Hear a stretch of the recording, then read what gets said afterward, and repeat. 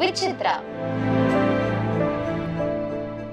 நீங்கள் சுதா கொங்கராவோட ஒர்க் பண்ண படம் துரோகி. ஆமாம். சுதா கொங்கராவை பற்றி இப்போ எல்லாருமே சொல்லுவாங்க, ரொம்ப ஸ்ட்ரிக்டான ஒரு டேரக்டர்.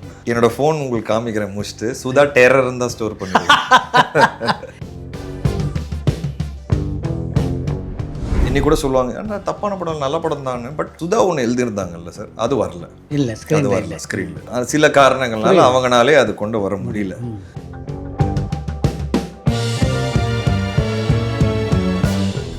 எந்த காலகட்டத்தில் இந்த கேரக்டர் சொன்ன உடனே இதை நம்மளால் உள்வாங்கிட்டு நடிக்க முடியுன்ற நம்பிக்கை உங்களுக்கு வந்தது? சார் எனக்கு ராட்சசனுக்கு அப்புறமா சார் அந்த அதுக்கப்புறம் தான் கட்டா குஸ்தியை பொறுத்த வரைக்கும் அதுவே இப்போ இன்னைக்கு வந்து ஒரு பிராண்ட் ஆயிடுச்சு. ஆமாம் ஆமாம். அந்த கதையை எப்படி வந்து அது மாதிரி தேர்வு பண்ணீங்க நீங்கள்? அதான் சார், செல்லா சார் வந்து எனக்கு ஆக்சுவலாக லாங்கஸ்ட் டைரக்டர் நீங்கள் சொன்னீங்களா சார்.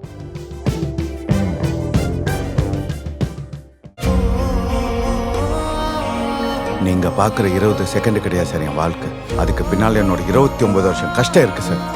நாங்கள்லாம் மீட்டுக்கு போனால் ஈஸியாக ஜெயிச்சிருவோம், ஆனால் ஒவ்வொரு மீட்டுக்கு போகிறது தான் எங்களுக்கு பெருங்கஷ்டம். ஸ்டேஷன்ல அவங்கள வரவச்சு எடுத்து லிப் பிரிண்டோட மேட்ச் ஆயிருக்கு. அவனை ரொம்ப லவ் பண்றேன். குடும்பத்தோட கொடுத்துட்டு அவன் கண்டிப்பா உன்னையும் கொல்ல வருவான். அம்மா ஆளுங்க தானே நம்மள இவ்ளோ தூரம் சப்போர்ட் பண்ணி கூட்டிட்டு வந்தாங்க. அவங்களுக்கு தெரியாதா அவங்களோட பெஸ்ட் ஹாலிடேஸ் நம்ம கூட தான். GT Holidays, South India's #1 travel brand.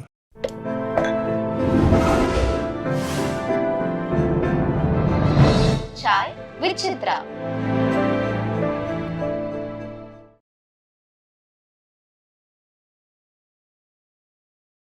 நீங்கள் சுதா கொங்கராவோட ஒர்க் பண்ண படம் துரோகி. ஆமாம். சுதா கொங்கராவை பற்றி இப்போ எல்லாருமே சொல்லுவாங்க, ரொம்ப ஸ்ட்ரிக்டான ஒரு டேரக்டர். என்னோட ஃபோன் உங்களுக்கு காமிக்கிறேன் முடிச்சுட்டு சுதா டெரர் தான் ஸ்டோர் பண்ணுவேன். அப்போவே டெரர் தான். அப்படியா? ஆமாம். இன்னைக்கு வரைக்கும் நான் அப்படி தான் ஸ்டோர் பண்ணியிருக்கேன். ஸோ பயங்கரமாக விரட்டுவாங்க சார் ஸ்பாட்டில். பாரபட்சமே பார்க்க மாட்டாங்க. ஒன்று வேணும்னா வேணும்.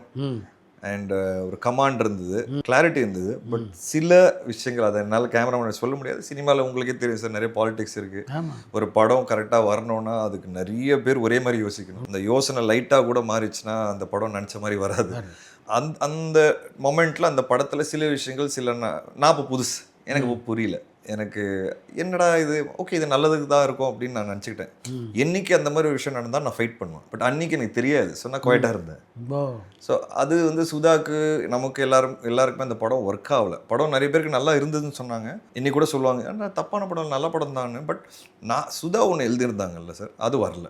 இல்லை, அது வரல ஸ்க்ரீனில். சில காரணங்கள்னால அவங்கனாலே அது கொண்டு வர முடியல. அண்ட் அவங்க வைல் த ஃபில்மிங் இட்ஸ் ரொம்ப பிரேக் டவுன் ஆகிட்டாங்க. ஏன்னா அவங்களுக்கே தெரியுது நான் எழுதுனது வேறு, என்னை ஃபோர்ஸ் பண்ணி வேறு ஒன்று பண்ண சொல்கிறாங்க. எக்ஸாம்பிளுக்கு இப்போது படத்தில் நானும் ஸ்ரீகாந்த் ஒருத்தர் பார்த்து கூட மாட்டோம், ஆனால் எப்படி ஒரு கமர்ஷியலாக டான்ஸ் ஆடுவோம், ஜாலியாக ராமன் ஆண்டாலுன்னு ஒரு பாட்டு ஆடும். அது அவங்க எழுதலை. சில கமர்ஷியல் காம்ப்ரமைஸ்க்காக புஷ் பண்ண வேண்டிய சூழ்நிலை. ஒருத்தர் பார்த்துக்கவே மாட்டாங்க, ரெண்டு பேர் எப்படி. ஆமாம், அது மாறுது. ஸோ இந்த மாதிரி சில விஷயம் நடந்தனால அந்த படம் வந்து அவங்களுக்கு ரொம்ப ஹர்ட் ஆச்சு, எனக்கு ரொம்ப ஹர்ட் ஆச்சு. அண்ட் அதுக்கப்புறம் எனக்கு இறுதி சுற்று அண்ட் இன்னொரு ஸ்கிரிப்ட் எனக்கு மெயிலில் அனுப்பிச்சாங்க. ஒரு நாள் மெயிலில் அனுப்பிச்சிட்டு, விஷ்ணு நான் உனக்கு ஒரு மெயில் அனுப்பிச்சிருக்கேன், ரெண்டுமே சும்மா படித்து சொல்லு எது நல்லா இருக்குன்ட்டு. நான் வந்து படிச்சுட்டு இந்த படம் செம்மையாக இருக்குது, இறுதி சுற்று யாரோட பண்ண போகிறீங்கன்னா, இல்லை நான் தேடிட்டுருக்கிறேன், சூப்பராக இருக்குது, பண்ணுங்க, இது கன்ஃபார்மாக ஜெயிக்கும். அந்த நட்பு எனக்கு அவங்களோட இருந்தது. என்றைக்கு வரைக்கும் அந்த நட்பு எனக்கு இருக்குது. எப்போவுமே மெசேஜ் பண்ணுவாங்க, கால் பண்ணுவாங்க, யாராவது அசிஸ்ட் டேரக்டர் கதை சொல்லுவாங்க, என்கிட்ட பேசுவாங்க, நானும் படம் பார்த்து அவங்க படம் பார்த்து சொல்லுவேன். இதுதான் வந்து எனக்கும் சுதாக்கும் உள்ள ரிலேஷன்ஷிப். But strict officer. எவ்வளோ ஸ்ட்ரிக்ட்னு எனக்கு தெரியல, ஆரம்பிக்கும் போது பயங்கர ஸ்ட்ரிக்ட்.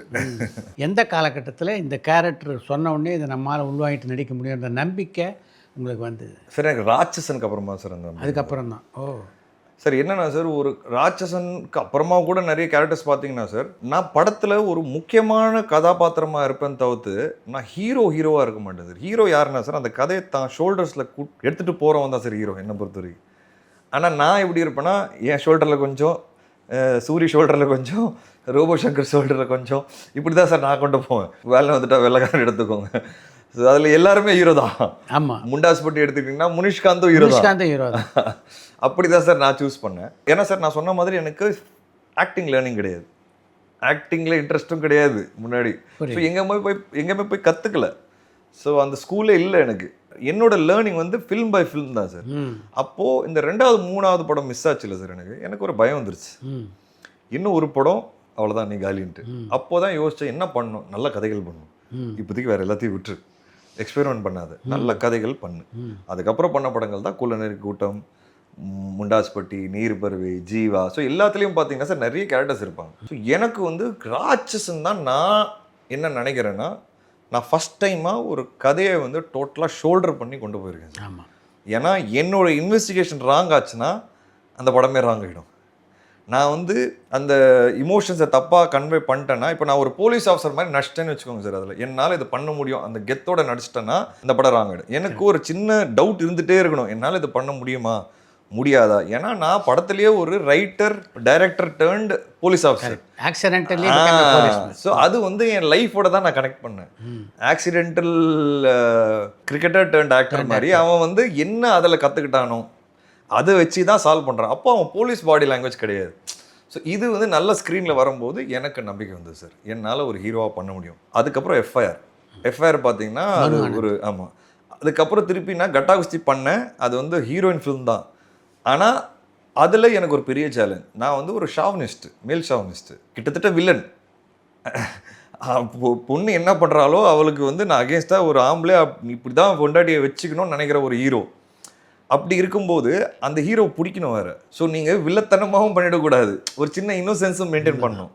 அதுதான் எனக்கு பெரிய சேலஞ்சாக இருந்தது. ஸோ அதுவும் கரெக்டாக பண்ணும்போது ஆடியன்ஸ் பயங்கரமாக ரசிக்கும் போது அது நல்ல பேர் கிடைக்கும் போது இன்னும் ஒரு நம்பிக்கை கொடுக்குது. இப்படி தான் சார் என்னோட கொஞ்சம் கொஞ்சமாக ஒரு ஹீரோவாக பண்ணலாம், என்னால் முடியும் என்னைக்குங்கிறது எனக்கு ராட்சசன்லேருந்து ஆரம்பிச்சது. இப்போ நீங்கள் கட்டா குஸ்தி 2 ரிலீஸ் ஆக போகுது. 2 வானம்னு ஒரு படம் பண்ணியிருக்கேன் சார் ராம்குமாரோட. இது 2மே ரிலீஸ் ஆகும்போது உங்களுக்கு தெரியும் சார் எப்படி நான் இப்போ சொன்னேன்ல என்னால் ஒரு கதையை கொண்டு போக முடியுங்கிறது இப்போ எனக்கு முழுமையாக ஒரு நம்பிக்கை வந்துருக்கு சார். முண்டாஸ்பட்டி கதை கேட்ட போது அதே எண்ணம் இருந்தது 100%. அதுக்கப்புறமா சார் கொஞ்சம் கொஞ்சமாக நான் ரியலைஸ் பண்ணேன் சார், அந்த உள் மனசு ஒன்று சொல்லும், ஒரு கதை கேட்டு வந்தேன், யாருமே நம்ப மாட்டாங்க. இப்போ முண்டாஸ்பட்டி கூட பரவாயில்ல சார், ஒரு கேமரா ஊர் பார்த்து பயந்து ஓடுது. டைம் ட்ராவல் ஒரு படம் பண்ணுறேன் இன்டர்நெட்னாலேன்னு வெளியே சொல்லும்போது, இன்டர்நெட்னாலே டைம் ட்ராவல் இதெல்லாம் எப்படிங்க புரியும், அதுதான் ஃபஸ்ட்டு ரியாக்ஷனாக இருக்கும். அப்போது நமக்கு ஒரு மாதிரி இருக்கும், என்ன புரியாதா இது, ஆனால் புரியுமே நமக்கு புரிஞ்சுது, அது ஒரு டவுட் இருக்கும்ல சார். ஆனால் நம்ம ஒரு கான்ஃபிடென்ட்டாக இல்லைங்க புரியும், இந்த ஒரு நம்பிக்கை இருக்குல்ல சார், அந்த நம்பிக்கையில் தான் நான் கதைகள் பண்ணுறேன். அதுவும் சூப்பர் ஸ்கிரிப்ட். ஆமாம், ரொம்ப நல்ல ஸ்கிரிப்ட் சார். ஸோ முண்டாஸ்பட்டி கேட்கும்போது தோணுச்சு, இன்டர்நெட்னாலே கேட்கும்போது தோணுச்சு. சில கதைகள் கேட்கும்போது என்னென்னா சார், நம்ம இதை பண்ணி ட்ரை பண்ணுவோமே, இது ஓடும், ஒரு நம்பிக்கையோட பண்ணுவோம். சில கதைகள் இதை கண்டிப்பாக ஓடும் என்ன ஆனாலும் சரின்னு பண்ணுவோம், அந்த நம்பிக்கை. சில கதைகள் சரி ட்ரை பண்ணி பார்ப்போம், ஓடி இருக்கு, சில வாட்டி மிஸ் ஆகிருக்கு. பட் என்னோட கரியரில் எனக்கு நல்ல விஷயம் என்ன சார், மிஸ் ஆகும்போது ரொம்ப மோசமான ஒரு படம்னு எனக்கு இது வரைக்கும் பேர் வந்ததில்லை. டீசென்ட் அப்படின்னு சொல்லிட்டு போயிடுவாங்க சார். அந்த மோசமான படம் அப்படிங்கிறது எனக்கு தெரிஞ்சு என் கரியரில் 1, 2, 3 தான் சார் இருக்குது. நான் இப்போ 22வது படம் சார் கட்டா குஸ்தி. கிட்டத்தட்ட ஒரு 15 படத்தோட லிஸ்ட் எடுத்திங்கன்னா உங்களுக்கு அதில் 8 படம் வந்து 8-10 படம் வந்து நீங்கள் இன்னும் 10 வருஷம் கழிச்சு கூட பேசுவீங்க, அந்த மாதிரி படங்கள் இருக்குது.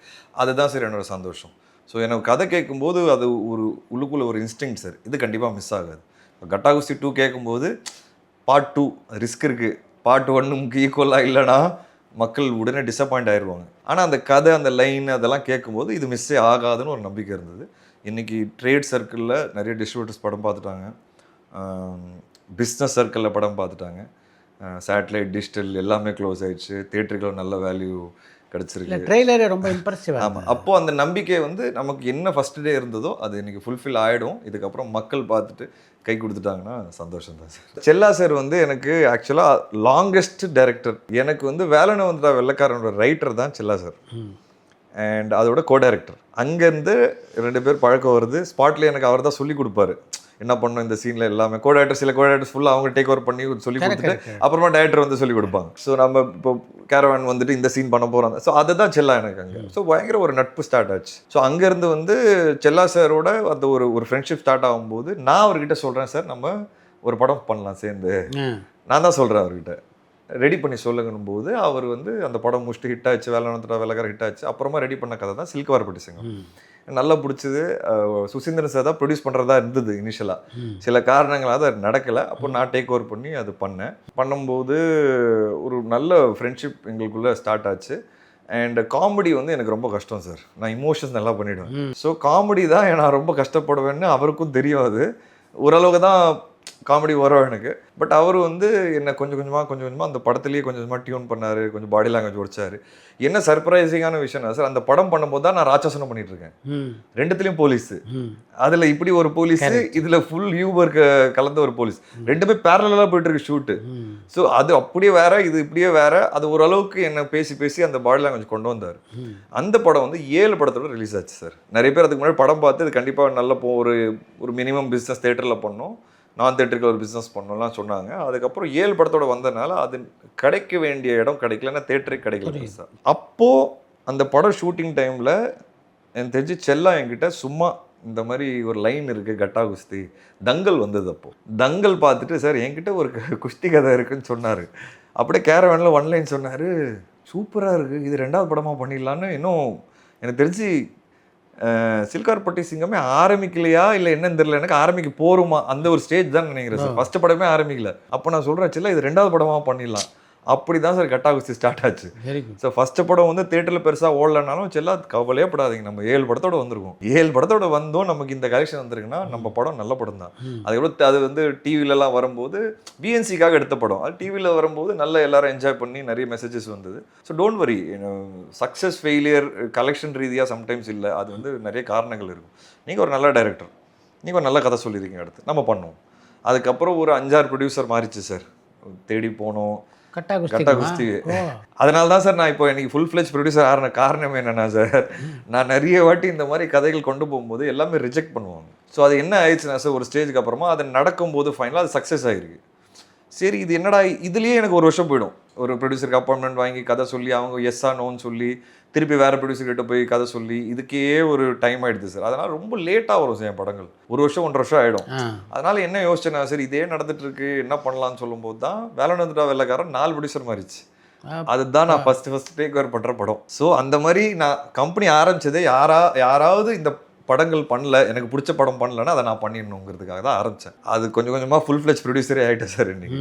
ஸோ அப்போது கட்டா குஸ்தி வந்து இந்த ஃபைனலாக நானே டேக் ஓவர் பண்ணி அதுக்கப்புறம் ஸ்டார்ட் பண்ணுவேன் சார். இப்படி தான் அந்த கதையை ஃபார்ம் ஆகி ஒரு 1 லைன் நான் சொல்லி ஒரு ஃபுல்லாக டெவலப் பண்ணி ஸ்டார்ட் பண்ண படம். அண்ட் ரவிதேஜா சார் ஹைதராபாத்தில் மீட் பண்ணியிருந்தேன். அவர்கிட்ட இந்த லைனை சொல்லும்போது அவர் ரொம்ப நல்லா இருக்கு, நான் ப்ரொடியூஸ் பண்ணலான்னு இருக்கிறேன் ஃப்யூச்சரில் படங்கள், நான் சேர்ந்து பண்ணுறேன்னுட்டார். எனக்கு ரொம்ப சந்தோஷம் சார். வாங்க, சம்டைம்ஸ் வருத்தமாக இருக்கும், எனக்கு இங்கே யாருமே நம்ப மாட்டேங்கிறாங்க, இன்னொரு ஊரில் தான் நம்புகிறாங்கங்கிறது எனக்கு கஷ்டமாக இருந்தது. ஏன்னா அந்த கதையை கொண்டு போய் நான் எங்கள் 5-6 ப்ரொடியூசர்கிட்ட கொண்டு போயிருக்கேன். ஓகே, யாரையும் தப்பு சொல்ல சார், பட் அது ஒரு சின்ன கஷ்டம் இருந்தது எனக்கு. பட் காலகட்டத்தில் ஒரு வருத்தம். ஆமாம், அவ்வளோதான். அதுக்கப்புறம் வந்து சார் ஓகேன்னு சொல்லும்போது உடனே பிளான் பண்ணி ஸ்டார்ட் பண்ணி அப்படி ஒரு பண்ண படம் தான் சார் கட்டா குஸ்தி. அந்த அளவுக்கு ரவிதேஜாவோட எங்கே உங்களுக்கு ஒரு நட்பு பிறந்தது? என்னோட ஒய்ஃப் தெலுங்கு சார். ஸோ அவங்களோட ரொம்ப க்ளோஸ் ஃப்ரெண்ட் ஒருத்தவங்க ரவிதேஜா சார் கம்பெனியில் ப்ரொடக்ஷன் கம்பெனியில் எக்ஸிக்யூட்டிவ் ப்ரொடியூசராக இருக்காங்க. ஸோ அவங்க வந்து எதாச்சியாக ஜுவாலா என்ன இன்ட்ரடியூஸ் பண்ணும்போது என் ஹஸ்பண்ட் தெரியும், நிறைய படங்கள் பார்த்துருக்குன்னு சொல்லும்போது இந்த மாதிரி ஒரு படம் பண்ண போகிறாரு, ஐ திங்க் ரவிதேஜா சார் என்ன இன்ட்ரடியூஸ் பண்ணோம். ஏன்னா விஷ்ணு ரொம்ப சிம்பிளாக ரொம்ப நார்மலாக திங்கிங் உள்ள ஒரு ஆள். இந்த நீ சார்கிட்ட மீட் பண்ணனா எனக்கு தெரிஞ்சு ஏதோ ஒரு சிங்க் கிடைக்க 2 பேருக்கும். ஏன்னா சார் இப்போ ப்ரொடக்ஷன் பண்ண போகிறான்னு நீங்கள் சொல்கிறீங்க, விஷ்ணு சார் தேடிட்டு இருக்காரு யாராவது, விஷ்ணு தேடிட்டு இருக்காரு யாராவது கொலாபரேஷனுக்காக. அப்படி போய் மீட் பண்ணவர் தான் ரவிதேஜா சார். ஃபஸ்ட்டு மீட்டிங்கில் கேட்க கொடுத்துட்டாரு, அந்த லைனை கேட்டு பண்ணிடலான்ட்டாரு. அப்படிதான் நடந்தது. ஒரு திரைப்படத்தை ஒத்துக்கிறதுக்கு முன்னாடி என்ன விஷயத்திலலாம் கவனம் செலுத்துவீங்க சார்? நான் முன்னாடிலேருந்து அப்படி தான், என்னைக்கு என்னை பொறுத்த வரைக்கும் இப்படி தான் இருக்கணும் ஒரு ஹீரோ. ஆனால் முன்னாடிலேருந்து நான் என்னன்னா சார், ஒன்று ஏதாவது புதுசாக இருக்கணும் சார். அது வந்து ஆமாம், கதையில் இருக்கணும், இல்லை கதைக்களத்தில் இருக்கணும், இல்லை ஸ்க்ரீன் பிளேயில் இருக்கணும், ஏதோ ஒரு புது விஷயம் இருக்கணும் சார். அது ஒன்று சார். 2வது டைரக்டர் வந்து எவ்வளோ தெளிவாக அந்த கதையை சொல்கிறாங்கங்கிறது ரொம்ப இம்பார்ட்டண்ட்டாக இருக்குது சார். எவ்வளோ தெளிவாக சொல்கிறாங்களோ அவ்வளோ அந்த டைரக்டருக்கால் அந்த கதையை எக்ஸிக்யூட் பண்ண முடியும். அது 2 சார். 3வது என்னைக்கு நிறைய பேருக்கு அது தேவைப்படுது, ஆனால் அன்னைக்கு இல்லை, என்ன பட்ஜெட். ஏன்னா எனக்கு பிகினிங்லேருந்து லக்கிலி சார் எனக்கு ஒரு என்ன கலெக்ஷன் என்ன தேட்டர் ஒரு ஆர்வம் இருந்தது எனக்கு, அது கேட்டுகிட்டே இருப்பேன் நான். ஸோ அதில் ஒரு லேர்னிங் வந்தது, நம்ம என்ன பிஸ்னஸ்ஸு, ஒரு சேட்டலைட் எவ்வளோக்கு போகுது, ஒரு டிஜிட்டல் எவ்வளோக்கு போகுது, ஒரு ஆடியோ எவ்வளோக்கு போகுது, எவ்வளோ பேர் அந்த தேட்டர் பார்க்குறாங்க, எந்த ஷோ பார்க்குறாங்க, எந்த ஊரில் பார்க்குறாங்க, இதெல்லாம் வந்து பிகினிங்லேருந்து நான் உட்காருவேன், விசாரிச்சுட்டே இருப்பேன். ஏன்னா எனக்கு என்னென்னா சார் சினிமா தெரியாது, நான் கற்றுக்கணும், அந்த ஆர்வம் எனக்கு இருந்தது. என்னைக்கு நான் ரொம்ப இம்பார்ட்டண்டாக பார்க்குறது பட்ஜெட். யாரோட சேர்றேன், அவங்களோட சேரும்போது எந்த பட்ஜெட்டில் படம் பண்ணால் கரெக்டாக இருக்கும். ஃபஸ்ட்டு ப்ரொடியூசருக்கு லாஸ் வரக்கூடாது. இப்போ யாராவது வந்து என்கிட்ட ஒரு எக்ஸ் பட்ஜெட்டுக்கு நான் அவங்களோட உட்காந்து படம் பண்ணுறப்பா, ஆனால் இன்றைக்கி எனக்கு தெரியும் என் மார்க்கெட் என்ன, என் சைஸ் என்ன. பெரிய பட்ஜெட்டோட படம் கொண்டு வந்தாங்கன்னா நான் ரொம்ப நோண்டுவேன், நான் உடனே சொல்லவே மாட்டேன் சார். ஏன்னா எனக்கு ஃபஸ்ட்டு என்னென்னா சார், ஒரு ப்ரொடியூசருக்கு நஷ்டம் வரக்கூடாது. அப்படி இருந்தால் தான் சார் என்னால் கிளாரிட்டியாக ஒரு படத்தை சூஸ் பண்ண முடியும். கரெக்ட். ஏன்னா எண்ட் ஆஃப் தி டே இன்றைக்கி சினிமா வந்து டீம் ஒர்க் ஆயிடுச்சு சார். டீம் ஒர்க் இல்லைன்னா சினிமா இல்லை. ஸோ ப்ரொடியூசருக்கு க்ரியேட்டிவும் புரிஞ்சுக்கணும், ஹீரோக்கு பிஸ்னஸும் தெரியணும், ஒரு டைரக்டருக்கு பட்ஜெட்டிங்கும் தெரியணும், பிஸ்னஸும் தெரியணும், ஆப்வியஸாக அவங்களுக்கு க்ரியேட்டிவ் தெரியும். இது எல்லாருமே சேரும்போது தான் ஒரு நல்ல படம் வரும் சார். ஸோ இந்த விஷயத்த நான் ரொம்ப கிளியர். என்ன பட்ஜெட், இப்போ நான் இன்றைக்கி லக்கிலி நான் ப்ரொடக்ஷனில் ஒரு 10வது 12வது படம் பண்ணிட்டேன் சார். இப்போ ஒரு ஐடியா இருக்குது, ஒரு கதை கேட்கும்போது ஓகே இந்த கதை இந்த பட்ஜெட்டில், இதில் என்ன பெரிய சீக்வன்ஸ், இதில் என்ன பண்ணலாம், எப்படி பண்ணலான்னு ஒரு ஐடியா வந்துடும். இந்த பட்ஜெட்டில் உட்காருது ரிஸ்க் இல்லை பெருசாக அப்படின்னா நான் இறங்குவேன் சார். சூப்பரான கதை ஆனால் ரொம்ப ஜாஸ்தி பட்ஜெட்னா இல்லைங்க வேணான்றேன்.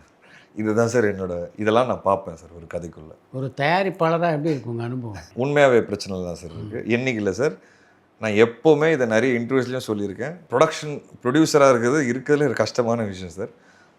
எங்கேயோ வந்து hero should come down in salaries. அந்த சேலரிஸ் வந்து ரொம்ப ஜாஸ்தியாக இருக்கும்போது படத்துக்கு மேக்கிங் காஸ்ட் கிடைக்க மாட்டேங்குது சார்.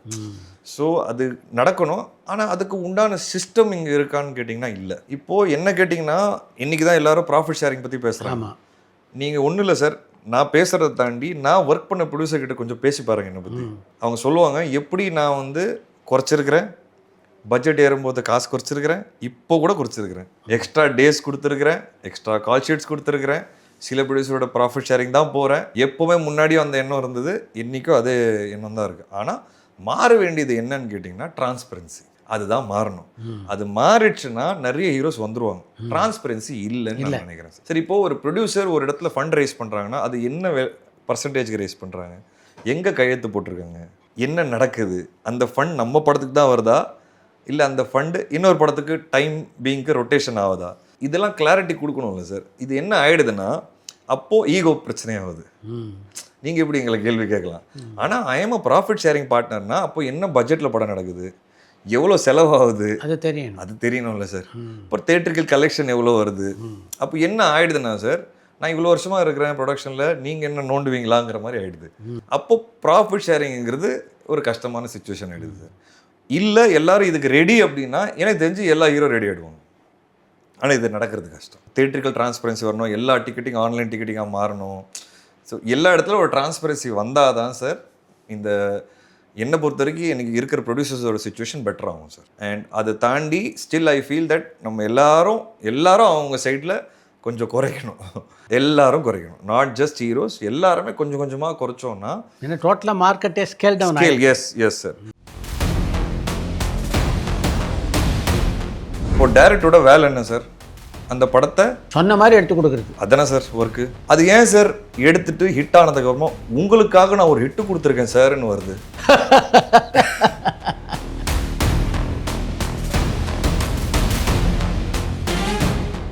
இது போன்ற கருத்துக்களை எல்லாம் ஏற்றுக்கொள்கின்ற மனப்பான்மை பெரும்பாலான இயக்குநர்கிட்ட இருக்கா?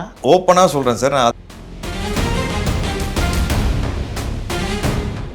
ஓடிடியை பொறுத்த வரைக்கும் உங்கள் மார்க்கெட்டை கொஞ்சம் தக்க வச்சுக்கிட்டதா தான் வெளியில் எல்லாரும் சொல்கிறாங்க. எப்படி அந்த அதிசயம் நடந்தது சார்? ஈஸி கிடையாது, எல்லாரும் நினைக்கிறாங்க ஈஸின்ட்டு. நான் சொன்ன மாதிரி உங்களுக்கு பரபரப்பான சினிமா செய்திகள், நட்சத்திரங்களின் பேட்டிகள், சினிமா வரலாறு ஆகியவற்றை பார்க்கவும் படிக்கவும் உங்களுக்கான இணையதளம் touringtalkies.co.